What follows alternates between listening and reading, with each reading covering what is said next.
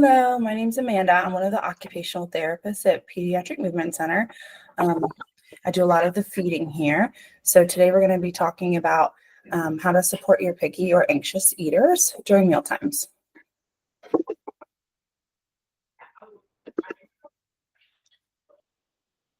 So some goals for your family meal times.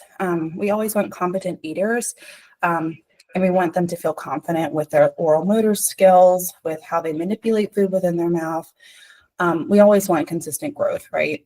And the biggest thing is teaching your child to trust their body and also trust their meal times as well. And we want to create a healthy relationship with food. We don't want heavy anxiety around different foods or different expectations around meal times. So some of our tips for tricky eaters, I also like to call them anxious eaters as well, is we offer new foods paired with family favorites. So if we have a favorite of pizza, we can add something on the side to pair it with. We don't want a child coming to a mealtime thinking that they will not be able to get their belly filled unless they have a new food. That starts heightening our anxiety, tells our nervous system to really freak out a little bit. So we really want to keep it relaxed and have different options as well as things that they prefer. Different shapes is another good one, and doing different names for it. That's one of the lower bullet points as well. But if you have dinosaur chicken nuggets instead of regular chicken nuggets, for example, adding dipping sauces, marinara, ranch dressing, ketchup. This is a tricky one sometimes for kiddos that have their preference in foods that are predictable. Sometimes they don't like to add the dipping sauces, but it's always an option to try it out. I know a lot of families will do things like a swimming pool of ketchup, and using the example of the dinosaur nuggets, having the dinosaurs jump into a pool of ketchup or something like that. Trying finger foods. Finger foods are a great way for us to try it with our fingers before we try it with our mouth. If we can't tolerate touching it and getting it in our hands, if we can't even get near it, then we're not going to be bringing it to our mouth.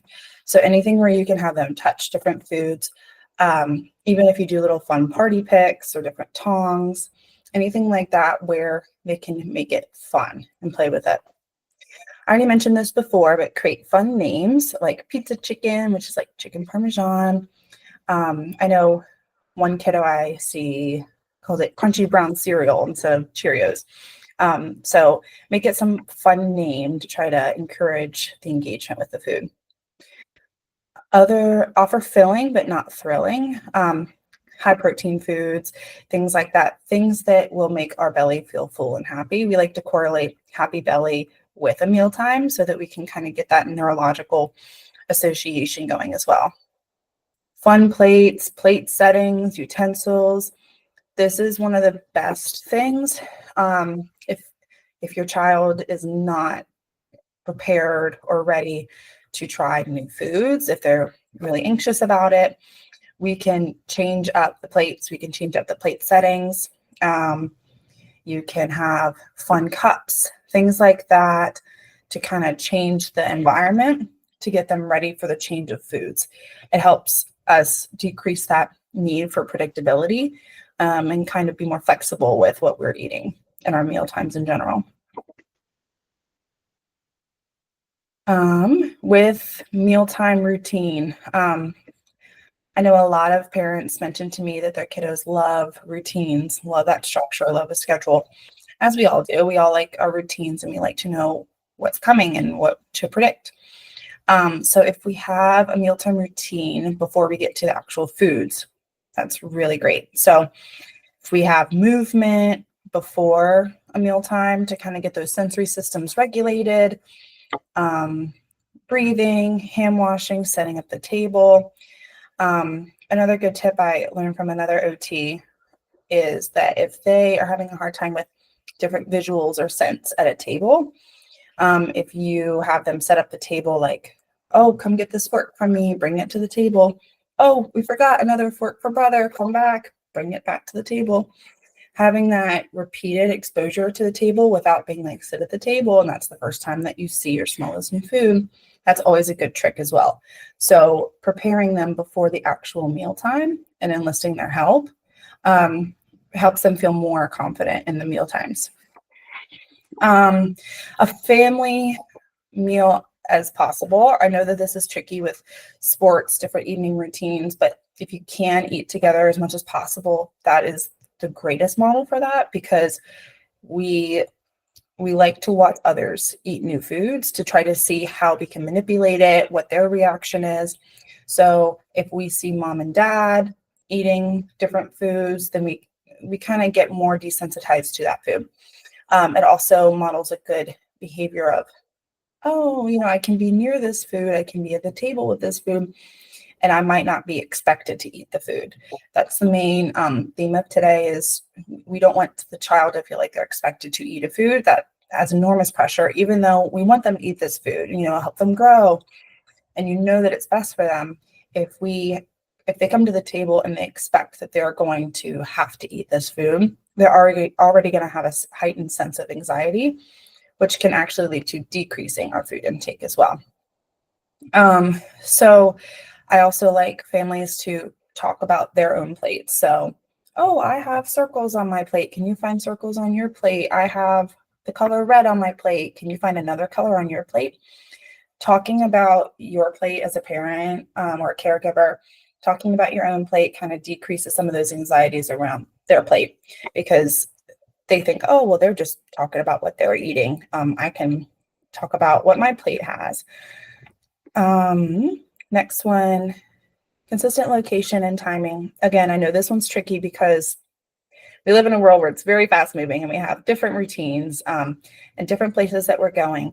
If you can have just a Saturday dinner, a few nights a week where you're consistent, living room, same time, our nervous system start to prepare ourselves for this so that we can get our movement out before we have mealtime. We know what's coming up and we have all of those foundational skills ready for mealtime.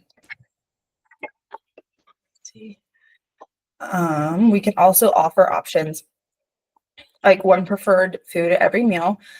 So like I was saying before, we don't want the child to come to the table and if they don't like salmon, if the plate just has salmon on it and a whole bunch of new foods, they're going to be very anxious because their body's telling them, oh, I'm hungry, I'm hungry, I'm hungry. But they can't get past the anxiety of this is a new food that I'm not prepared to eat. So then that's when you'll see kids turning away or hiding under tables or saying, I'm not hungry. And then having some behaviors after that as well. But it's actually just them showing anxiety around the new food. So if you can offer foods that they prefer so that they know that their belly can get filled, but then you offer something on the side that is a non-preferred or something new, and then you just do a play-based activity with that. Some of these new food strategies are a little bit slower to process, but I always tell families it's like if you have a birthday cake and you have candles and you lit them up and you're trying to walk them over to the other room, you're trying to guard it, you're trying to walk really slow to keep that flame going. But if we walk too fast, the air catches it and the flame's out. We really have to make sure we nurture that flame and walk slowly, meet the child where they're at. And then that's where we see the gains of getting to the room and trying new foods. So family style food, guest like atmosphere, family style or buffet style is key. So if you have a bunch of different plates and you can pass them around the table, or you can have your child make a plate for a sibling or make a plate for mom and dad, or buffet style where you just have all the different dishes on a table and you just walk by and you grab what you want. If you do things like this, it helps desensitize them to the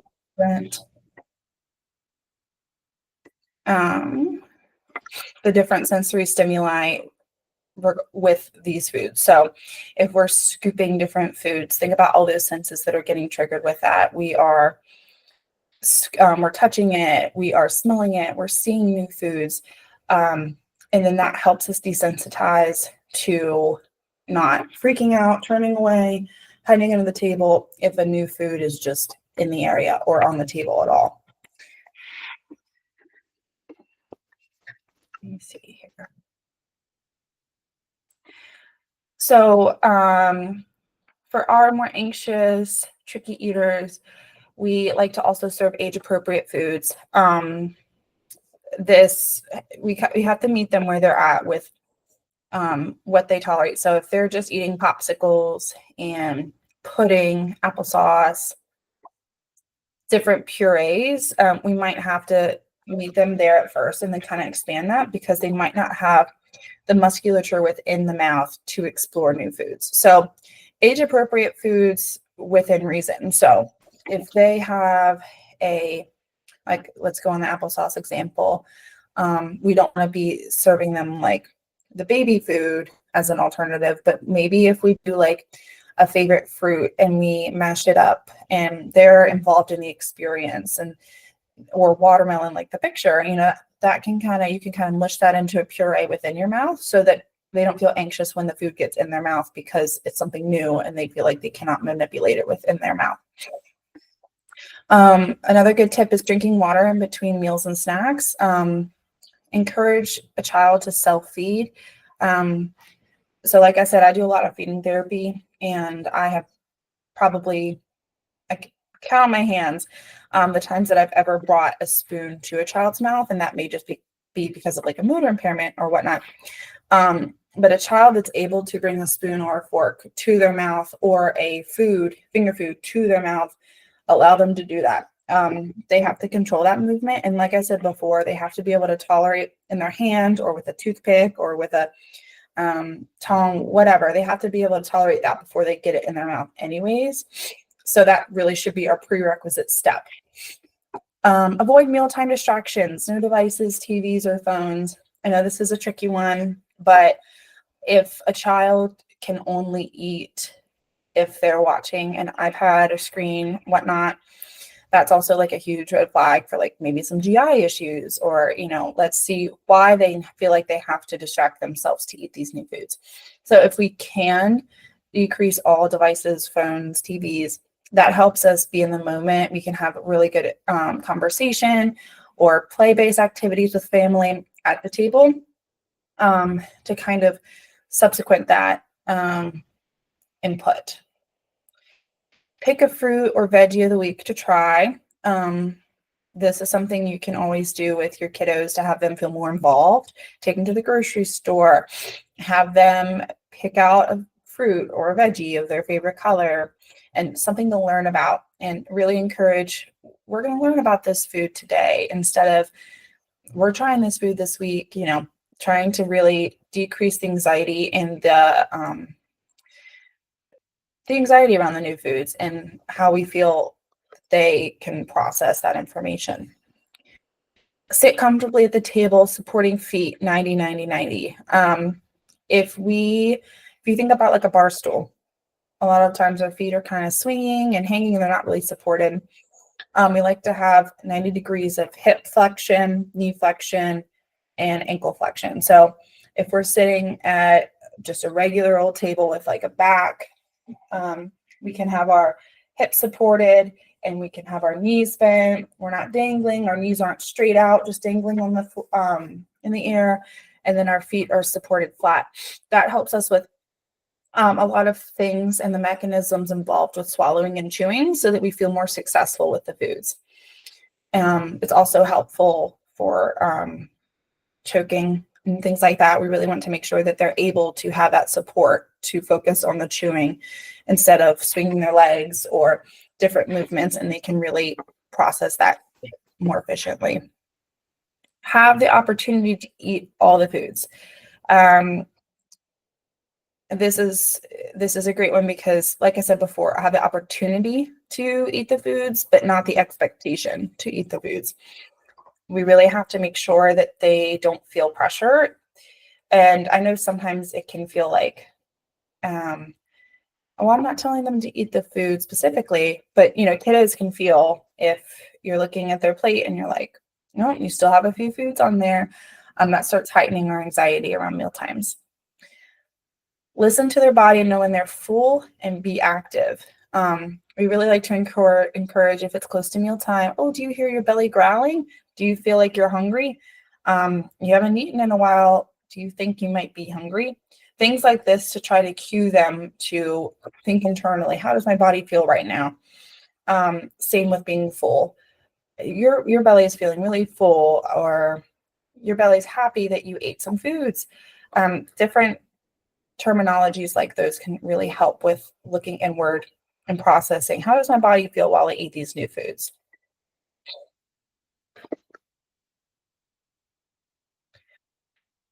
So, like I said before, avoid bribing, fighting, or pressure. No pressure zone, just let them interact with the foods.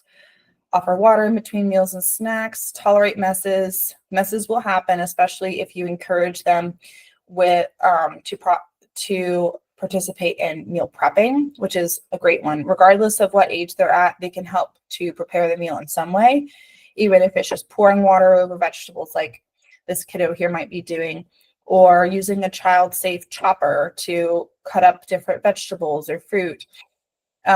Messes will happen with that, but stay calm.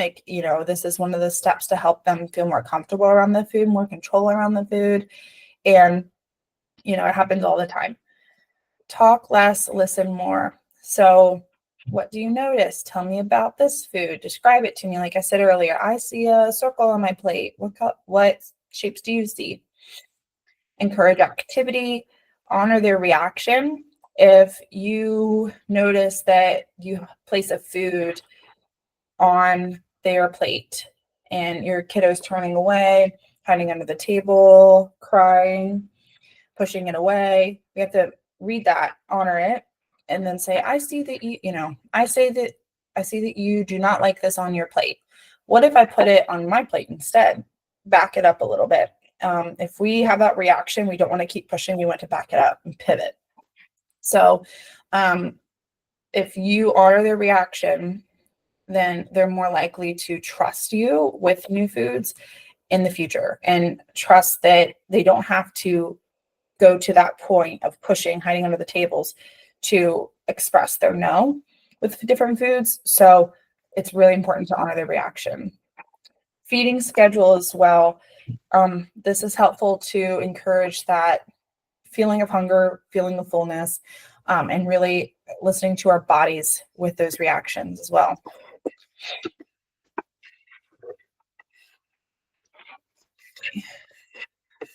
And there's an example of a mealtime schedule.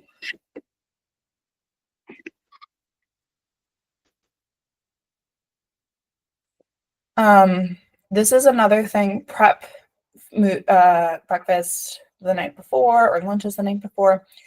Lay out the items, fill up water bottle, put it in the fridge. Really encourage participation in meal preparation.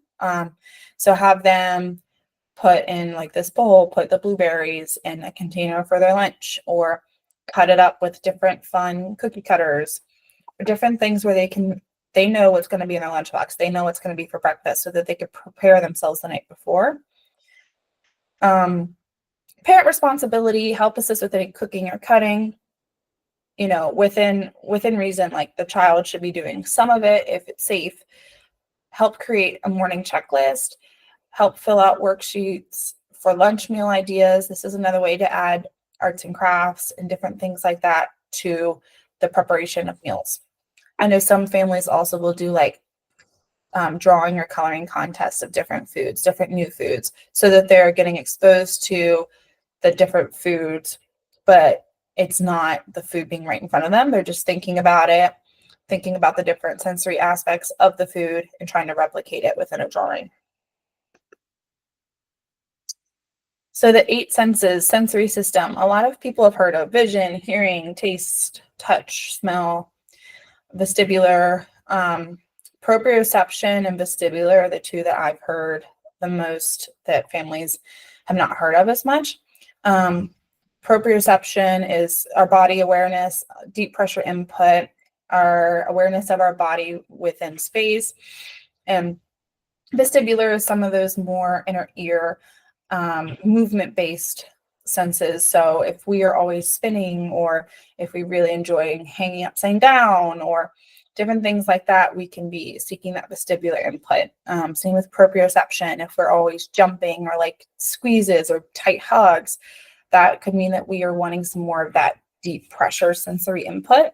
So if your child is needing more sensory input and is jumping around or crashing off of the couch or smelling everything, listening to different noises, make sure that that sensory need is met before we get to the table. And if our child needs extra support with that, you can incorporate that within the mealtime. So a lot of my kiddos that I have for feeding that really enjoy that movement, if we're in a high chair, sometimes we'll take a movement break and they'll stay in the high chair and I'll like move their legs, or we'll do head, shoulders, knees, and toes to promote some of that body awareness, or we'll sing about different foods, or we'll make them jump off of, I don't know, like some tower that we've made with crackers, and really getting some of that joint compressions with proprioception. I'm harping on the proprioception the most because a lot of my kiddos are seeking that input. So a lot of times they'll like the crunchy foods because it gives some deep pressure to their jaw. The other good way you can get some more proprioceptive input is if you have like a child-safe chopper and you push down really hard and on like an apple, you get a lot of that feedback to kind of help regulate our sensory systems while we're already at the table.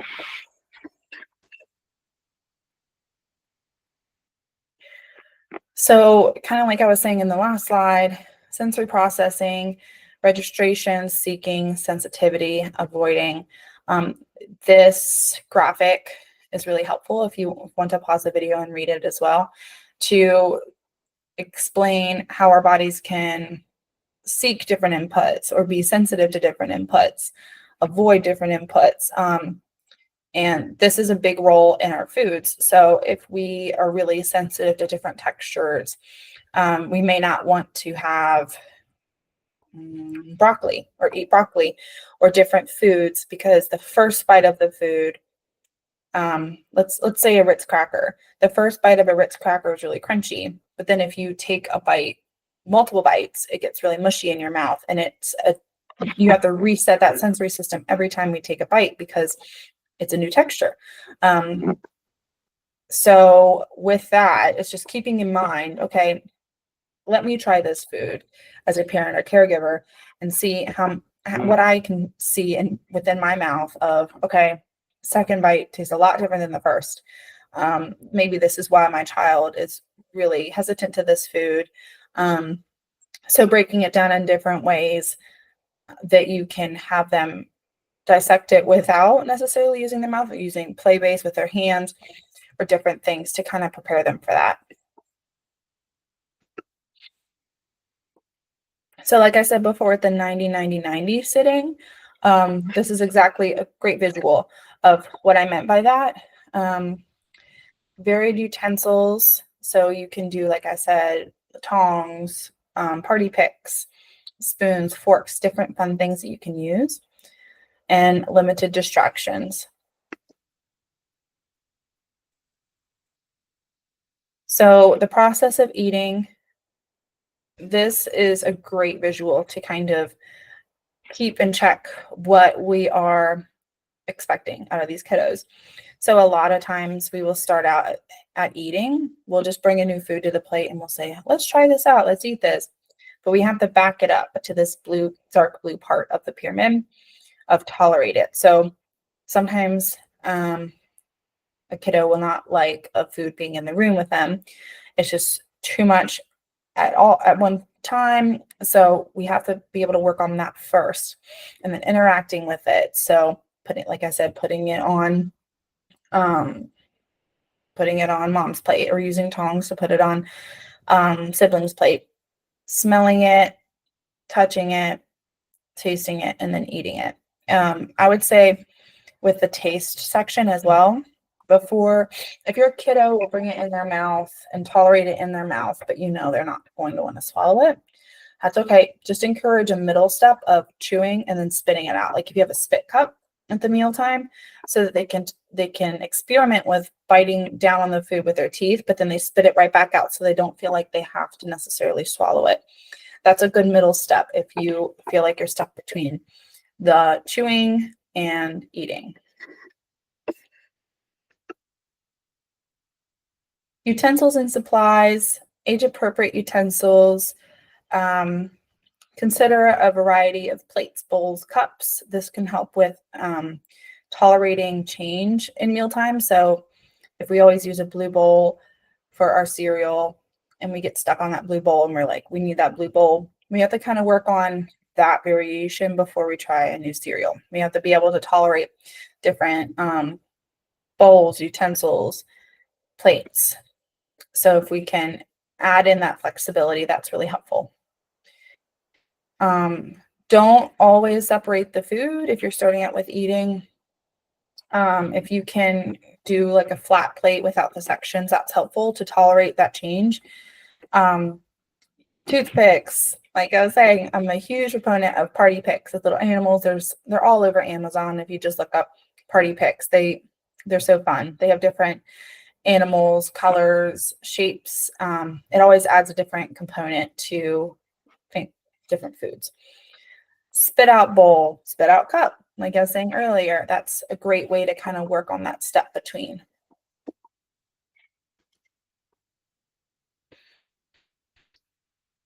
So some of our calming sensory techniques: water bottle with ice, crunchy foods, mixed textures, use of dips, and include kids in the meal preparation. If you can't tell, meal preparation is a huge thing that I like to push because I think it really helps with the mealtime connection as well. And it helps them feel more involved. So this was from our presentation in person. So different food textures. So we can do the crunchy foods or the soft foods, purees. And like I said, I encourage you to try to experiment with the foods that you eat on a day-to-day basis and think about how you have to manipulate these different foods in your mouth, how they taste different, and they have different textures with each bite. So think about, really empathize with where these kiddos are coming from, with why they may feel anxious about these foods. Sometimes they have a right to be. It's scary sometimes, especially if we may have had a past trauma with foods, or we have a choking incident before, or if we had a history of vomiting, things like that. We really like to stay with consistent foods. So when our systems are heightened like that and we're stressed out, it makes sense why some of the textures may be a little bit scary for a lot of kiddos.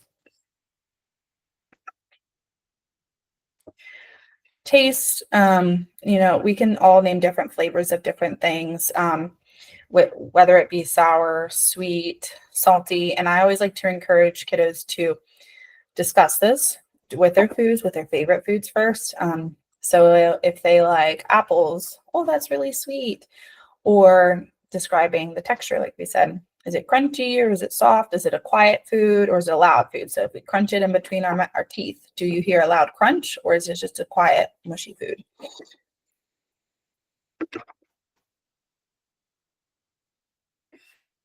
So like I was saying, inside the house, distractions, try to limit those as much as possible. And I know that is sometimes difficult, but if you can try to accommodate in any way, that's going to be the most helpful for us to just focus on our plate. Avoidance can sometimes be another one. Like I said, if we're turning away from the table or we're hiding under the couch or whatever the case may be to try to avoid a food, maybe we need to back it off a little bit then and meet them where they're at and then build up from there.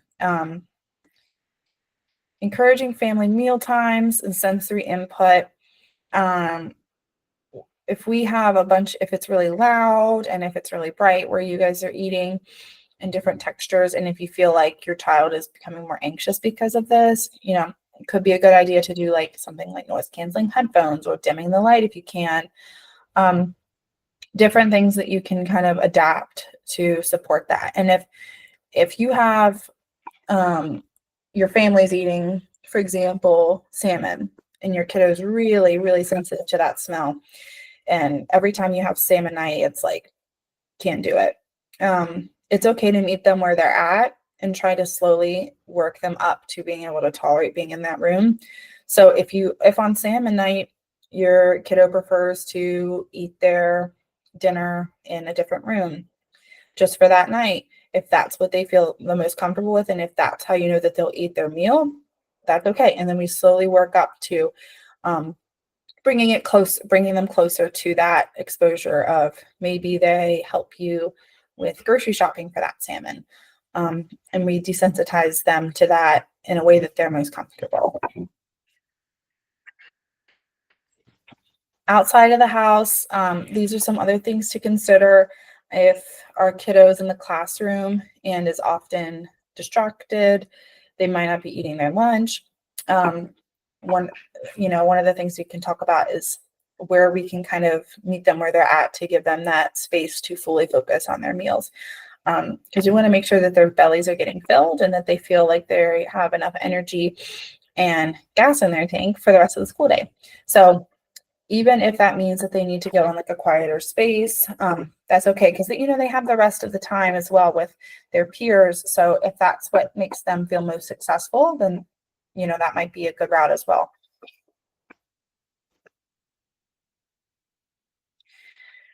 So some of the takeaways from today: respect the mess. There's going to be a lot of messes, but I think that's the way that kiddos feel most comfortable with exploring. We learn through play. So if it's food over here, food over there, we might not be as sensitive to touching different textures, and we might feel more comfortable with putting it in our mouth because we know that we can explore it in our own way. Decrease saying, "Do you like it?" Instead say, "Describe it," or model it, like, "I see blue on your plate," like I said before, or "That sounds like a crunchy food. That sounds like a loud food. I can hear it crunching in your mouth." 15 trials prior to liking the food. This number sometimes can be different for each kiddo, but exposure to the food over and over again is a great way to help decrease that anxiety. So if we try a food on their plate and they don't touch it, they don't eat it, don't become discouraged. Keep reintroducing it, play with it in a different way. The first few times we might be like, "Nope, don't want to do that." So continuing to give them opportunities to meet that food is really helpful. And like I said at the beginning, be aware of lack of oral motor skills.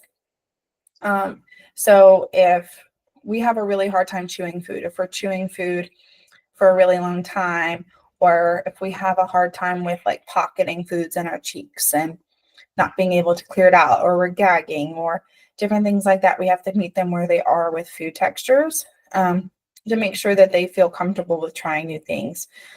Some things that I like to use are like mesh feeders to put foods in, and then they can just try the flavor of the food before actually having to manipulate it within their mouth, or cheesecloth, something like that.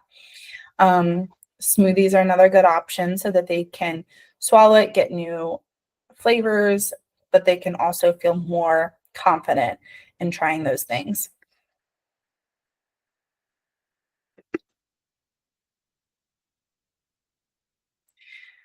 So here are a few of feeding therapy examples. We are going to take a dinosaur bite of our green bean. Ready? I think I want another one. Ready? Like this little? Yep, I'll go first. Ready? What I'll say before this video, maybe a bite of our green bean. Ready? I got permission from these families to share these videos for educational purposes. This kiddo is one of my feeding friends. We have a really hard time with overcoming some of those anxieties sometimes. So I need a lot of extra support with feeling comfortable with new foods. Really, really, really sweet kid, really loves play-based things. So we really like to we use finger puppets, and we'll put different foods on top of their hair, or we love dinosaurs. So this is one of the ways that he felt most comfortable with trying this new food. I think it's a green bean for this one. And I think this is the first time that he's tried it since he's like 10 months old or something like that.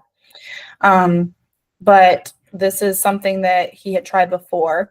One of the good things about feeding, one of the things to keep in mind is if your kiddo used to eat a food, but now they don't anymore, that group of lost foods or used to foods are the ones that you should start out with reintroducing some new foods, because they already have that memory of the food and they may feel more comfortable with it. So green beans was one of those foods that he's had before. It's one of those lost foods, but we just reintroduced it in a different way. I think I want little one. Ready? Like this little? Yep, I'll go first. Ready? Are you go? Roar! Roar! Ready? I can run loud now. Roar! I can run loud now. Yes, you can. Okay, your turn. Roar! Wait, you can't unlock the dinosaur, girl. We have to here. Right? Go like, roar! So he tried a few different bites of that. Like I said, we love to play with the foods. That helps us feel more comfortable around the foods and ready to explore.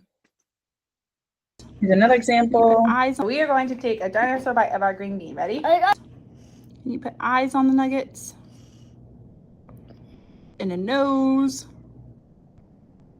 Mouth. Tears. Ears. Nose. Good job.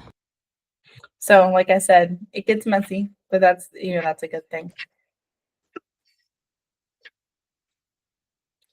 If you feel like your kiddo would benefit from feeding evaluation, you can call and contact our clinic at this phone number. We have speech feeding and occupational therapy feeding. I'm one of our occupational therapists here, and we work with more of the anxious eaters and helping decrease anxieties around meal times. And expanding confidence with new foods. So here's our number if you'd like to contact us. Thank you so much. Hope this was helpful and have a good rest of your day.